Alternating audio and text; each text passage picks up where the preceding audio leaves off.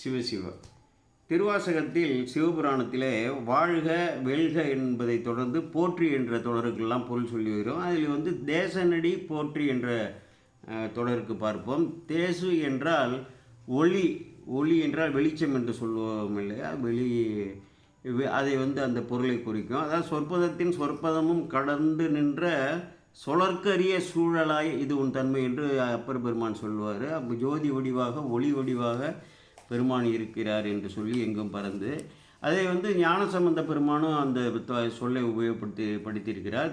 திருத்துகள் மலை சிறுமியோடு தேசர் என்று சொல்கிறார். அப்பர் பெருமான் எரியாய் மிக்க தேசனை செம்மேனி வெண்ணீற்றானை என்று சொல்கிறார். சுந்தரமூர்த்தி சாமிகள் தேசனூர் வினைதேய நின்றான் திரு ஆக்கூர் திரு இடையாற்று தொகையில் சொல்கிறாரு. இவரே மணிவாசக பெருமானே தேசுடையாய் என ஆளுடையாய் தேசுடை விளக்கே செழுஞ்சுடர் மூர்த்தி என்றெல்லாம் இங்கே சுட்டியிருக்கிறார். அதுபோல் திருமந்திரத்தில் அவர் திருமூல தேசுதிகள் சிவம் சக்தி சதாசிவம் என்று சொல்லி நிறைய தொடர்களில் தேசு என்று இறைவன் ஒளிமயமாக இருக்கக்கூடிய பேரொளி பிழம்பாக இருக்கக்கூடியவர் என்ற தொடரிலே ஆச்சாரியார்கள்லாம் சொல்லியிருக்கார்கள். ஒவ்வொன்றை நாம் சொல்லுவோம் என்று இந்த பகுதியில் சொல்லியிருக்கிறேன். அன்பர்கள் தொடர வேண்டுகிறேன். கோமல் சேகர். வணக்கம். சிவாயன்.